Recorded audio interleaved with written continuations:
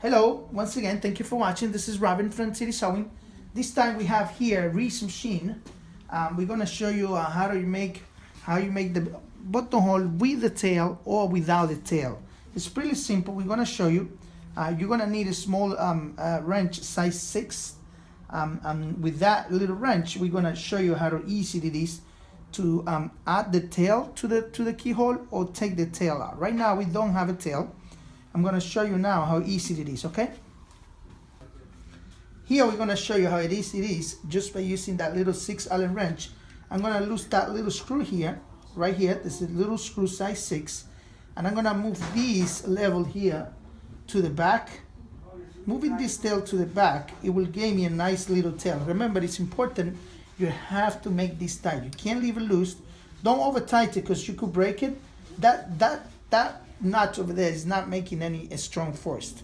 So just tighten it so that it holds together. Now I'm going to turn the machine on.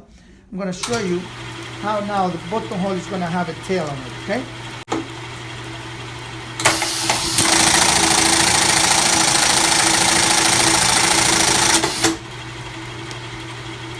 Now, as you can see here, we have a buttonhole with a tail, and this one doesn't have the tail.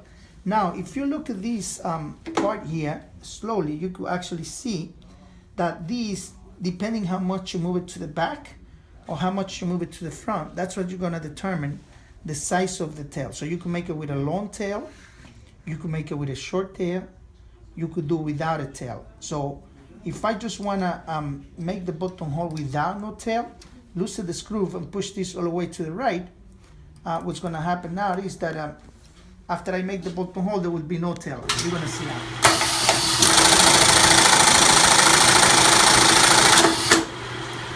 See? Now it's completely open. So that's easy. The second step, you got to check into that. Into this machine is here, this big nut, you don't require a wrench for that. You just loosen it by hand. Then right over here, you have different measurements from 1/2 inch all the way to 1 3/4 inches. So what do? You loose this up and you just pull it to the front, depending on what size you want to leave it on. You want 1 1/4 inches. There's a little line here, an arrow. You just point it an arrow exactly to the size, and that's going to change the size of the buttonhole. Now, so I should have, instead of a 1/2 inch buttonhole, I should have a buttonhole for 1 1/4 inches. Let's see.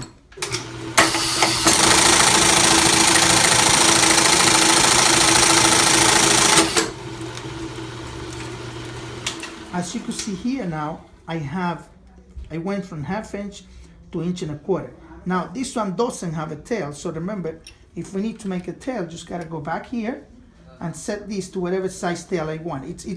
The tail will optional. You're gonna set it up to the size that you actually want.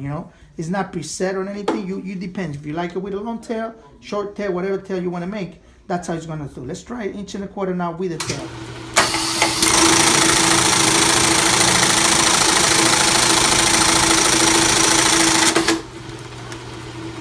Now we have the buttonhole 1 1/4 inches with a tail. Okay, here we have this that you're looking at here. It's a little lever. It says I on it, and then if you turn it around, it will says no I on it. So no I or I with it. So I'm gonna show you now the difference. Right now, the buttonhole, when you have it like this, you're gonna get this type of buttonhole with the eyelet on the back. You see that?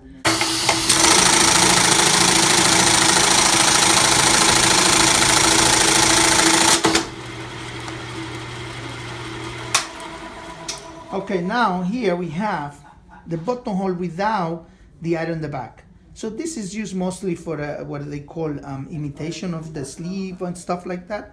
So you could do it open or you could do it closed with a tail, and that's how it's going to look on the back, the one with the buttonhole keyhole or buttonhole without a keyhole, okay?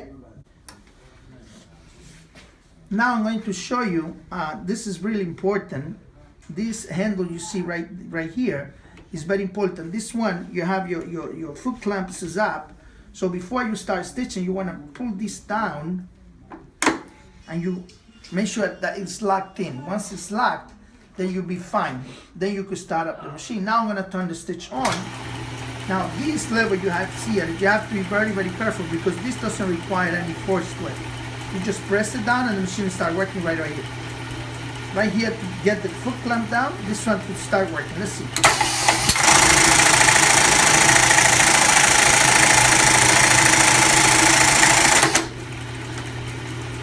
Okay, here are your bottom hole, beautiful bottom hole. Okay, we already have finished showing you the 3 different steps you do. The startup of the machine, bringing the foot clamp down, how you start up the machine, how you make the tails, long, short, or no tail on the keyhole, and with the one I show you in the back, the eye or no eye is the one that will do either this button hole that you see here with the keyhole, or the button hole, regular button hole for sleeve or for anything else, okay? Thank you for watching. This is Robin from City Sewing in New York, www.citysewing.com. Thank you for watching. Bye-bye.